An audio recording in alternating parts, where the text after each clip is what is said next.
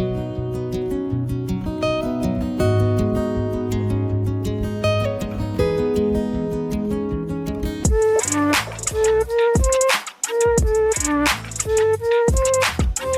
to my channel. नमस्कार दोस्तों, कैसे हैं आप सब। आई होप आप सब अच्छे होंगे और हम भी बहुत अच्छे हैं। आज है सर्वपितृ अमावस्या और अभी बजे हैं सुबह के 4:30। मतलब मैं 4 बजे उठ गई थी, मैंने सफाई करी, नहा धो लिया। अब मैं बनाऊंगी फटाफट से खाना, क्योंकि आज ना मेरी शिफ्ट है। मतलब है तो आज संडे, लेकिन आज ना मेरी 7 बजे शिफ्ट है, तो मुझे ना पूरी पूजा का जो खाना होता है वो बना के ही ऑफिस जाना होगा। बाकी जो पितरों का तर्पण होगा, पितरों का जो खाना देना होगा, वो मेरे हस्बैंड बाद में मंदिर जाके दे आएंगे। तो अब फटाफट से लग जाते हैं काम पे और आप लोग को भी दिखाती हूँ मैं आज क्या क्या बनाऊंगी। एंड फ्रेंड्स, ये वीडियो है एक रात पहले का, क्योंकि सुबह की तैयारी करने के लिए ना मुझे सारा सामान लेना था, जिसमें कि सब्जियां थी और भी काफ़ी सारी चीज़ें होती हैं जो हमें पितृ अमावस्या के लिए दिन ज़रूरत पड़ती है। तो बस मैं ऑफिस से ना सीधे साहिब और साहिब के डैडा के साथ ना आ गई थी। साथ में मैंने सोचा कि क्योंकि अमावस्या के अगले दिन है प्रतिपदा, यानी कि नवरात्रे शुरू हो रहे हैं, तो मैंने जो उसके लिए ज़रूरत की चीज़ें थी वो भी यहीं से खरीद ली थी। What happened, sir? खत्म हो गया था। जी खत्म तो हो गया। इसके डब्बे ढक्कन नहीं है क्या इसमें? हम तो ये वाला लेते हैं, ये वाला ऐसे वाला तो पूड़ियों के लिए तो है, खीर के लिए चाहिए ना। ये ले लेती हूँ, 5 ही पीस है इसमें, 5 ही चाहिए। ऊपर ढक्कन है, नीचे वो। पूड़ियों के लिए तो वो हो जाएंगे, खीर के लिए। एंड गाइस, यहाँ मैं लग गई थी खाना बनाने की तैयारी में। एक्चुअली ना 4 गैस होने का ना ये सबसे बड़ा फायदा है कि आप एक बार में ना 3 से लेके 4 काम अपने निपटा सकते हो। तो मैंने भी वही किया था। एक गैस पे चढ़ाई थी सब्जी, जिसके लिए मैं यहाँ पे पहले तैयारी कर रही हूँ सब्जी बनाने की। आज मैं बनाऊंगी आलू गोभी की सब्जी, लेकिन जैसा कि आप सबको पता है कि पितृ अमावस्या पे तोरई की सब्जी मेन होती है। तो मैंने क्या किया था, मैं एक तोरई ले आई थी और उसी को मैंने आलू गोभी के साथ बना दिया था। और सच बताऊं ना, कहते हैं कि प्रसाद में ना एक अलग ही स्वाद होता है। सब्जी ना बिल्कुल मैंने सादा सब्जी छोंकी थी, मतलब नमक और हल्दी ही डाली थी और कुछ भी नहीं डाला था, लेकिन उसमें जो स्वाद था ना वो एकदम अलग ही स्वाद आ रहा था। पितरों का आखिरकार उसमें प्यार था ही। तो यहाँ पे ना ये मैं तोरई है, यहाँ पे ना तोरई आप देखिए कितनी अलग सी तोरई मिलती है। मतलब हमारे यहाँ तो वो ऐसे पतली पतली, और उनका छुक्कल होता है वो कितना पतला होता है। इसका छिलका जो था ना वो इतना टाइट था कि पीलर से ना पील ही नहीं हो रहा था।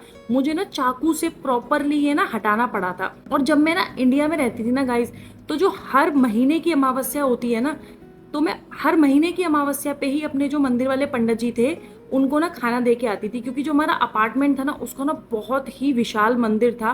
उसमें 2 मंदिर थे, एक जैन मंदिर था और एक हिंदू टेम्पल था। हिंदू टेम्पल में जो पंडित थे ना वो 24 घंटे रहते थे, और वो काफ़ी समय ना हम लोग क्या करते थे, कभी उनको घर बुला लेते थे अमावस्या पे खाना खिलाने के लिए, और कभी मैं शाम को उनका खाना बना के दे आती थी। वैसे कहा तो यही जाता है कि अगर आप किसी को भी दान तो नहीं कहूंगी, मतलब किसी को भी आप भोज कराते हो ना, अगर आप अपने घर बुला के भोज कराते हो तो वो एक दान होता है।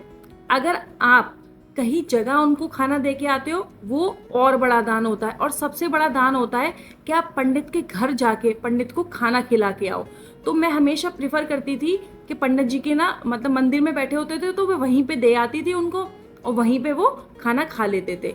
बाकी बातों बातों में देखिए मेरी सब्जी भी कट के तैयार हो गई है। तो यहाँ खीर भी बनेगी, तो मैंने सोचा है जब तक सब्जी बनेगी तब तक हम चावलों को भिगो के रख दें। वैसे तो मैंने कमरे का ना गेट बंद कर दिया था, लेकिन मेरी खटर पटर की आवाज सुन के ना मेरे हस्बैंड भी जग गए थे, क्योंकि तो उन्हें लगा था कि टाइम हो गया है सुबह उठने का, तो वो खुद से उठ गए। मतलब वैसे तो वो ऐसे घोड़े बेच के सोते हैं कि उनको जगाओ तब भी नहीं जगते हैं, और आज सुबह 4:30 बजे उठकर ही आ गए थे। एलेक्सा प्ले संपूर्ण सुंदरकांड। और फिर वो मुझसे पूछने लगे अरे इतनी जल्दी क्यों उठ गई, क्योंकि उन्होंने आते ही घड़ी देखी। फिर मैंने उनको बताया कि मुझे पूजा का खाना तैयार करना था इसलिए मैं उठ गई।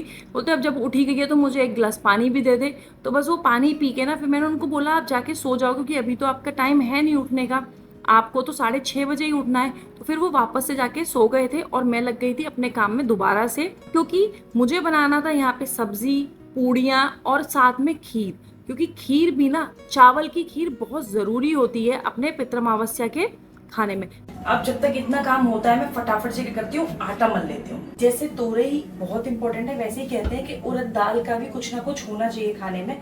तो यहाँ पे ना वैसे इंडिया में तो इमरती मिल जाती है उड़द की दाल की, मुझे पता नहीं था कि यहाँ पे इमरती उड़द की दाल से ही बनाते हैं, मैदे से बनाते। तो मैंने क्या किया, कल रात को उड़द की दाल भिगो दी थी, तो हम क्या करेंगे इसकी थोड़ी सी पकौड़ियाँ बना देंगे, तो उड़द की दाल का भी काम हमारा हो जाएगा। तो फटाफट से मैं इसको पीस लेती हूँ।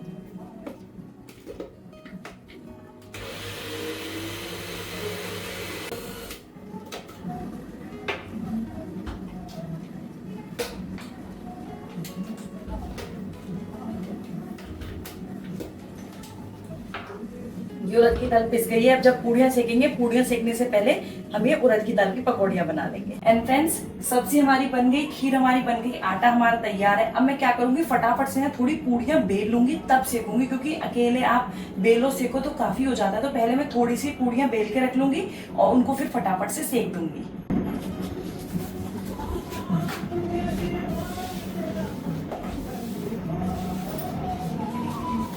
एंड फ्रेंड्स, यहाँ मैं लग गई थी पूड़ियाँ बेलने में। एक्चुअली मैं क्या करती हूँ, पहले ना पूड़ियाँ बेल के रख लेती हूँ थोड़ी सी, और फिर उनको सेकती हूँ। उससे ना आसानी रहती है, वरना एक एक पूड़ी बेलो फिर एक एक सेको, काफ़ी समय लग जाता है।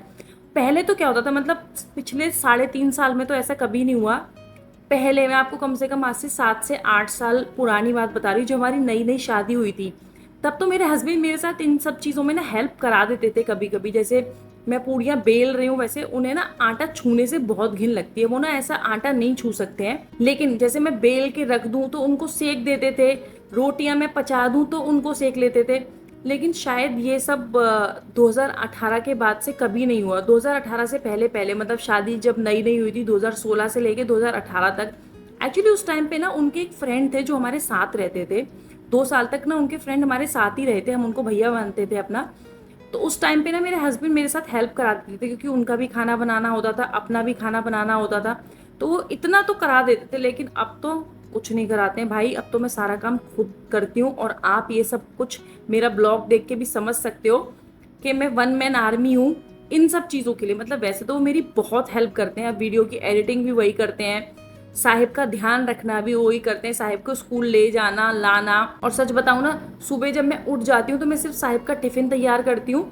बाकी जो काम होता है ना, साहिब को जगाना, उसको रेडी करना, वो सब कुछ वही करते हैं। मैं बस साहिब का टिफ़िन तैयार करती हूँ, साहिब का दूध रेडी करती हूँ, बाकी की सारी ड्यूटी जो है मेरे हस्बैंड की है।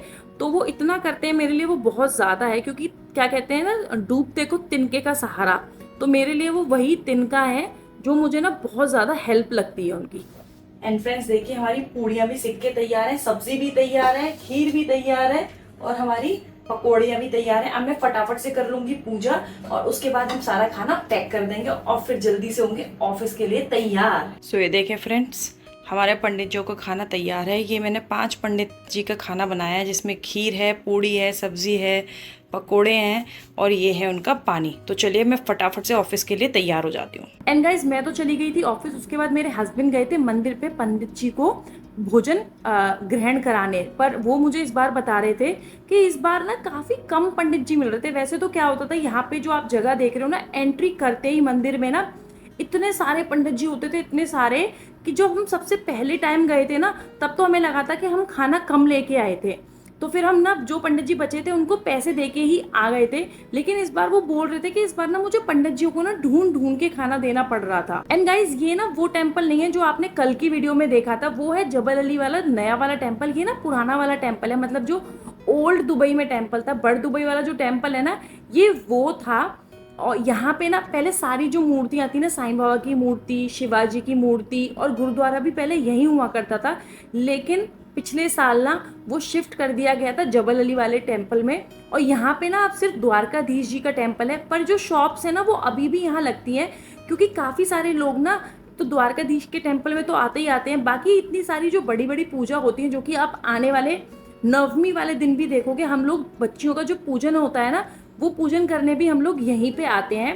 एंड दोस्तों, पंडित जी को जो खाना देना था वो हमने दे दिया है। सो साहिब भैया, can we go for chatto malida now? Chatto malida, What is that? what is that? What's that? Chatto malida is बाहर खाना खाना. That's चट्टो मलिदा. You don't know चट्टो मलिदा? Do you think I ever heard that? ये बात भी सही है. Sorry Simba, I don't know that you don't know about चट्टो मलिदा. तो चलिए गाइस, देखते हैं अगर पार्किंग की जगह मिल गई तो करते हैं कुछ चट्टो मलिदा. And anyways, मेरे पास मेरी Pringles है. तो प्रिंगल्स तो बेटा घर पे यहाँ थोड़ी है। जो मैं खा सकता हूँ घर पे। ओके मम्मा पर मैं शेयर करते अब सिम्बा यहाँ पे आए हैं तो कुछ बाहर का खाते हैं ना।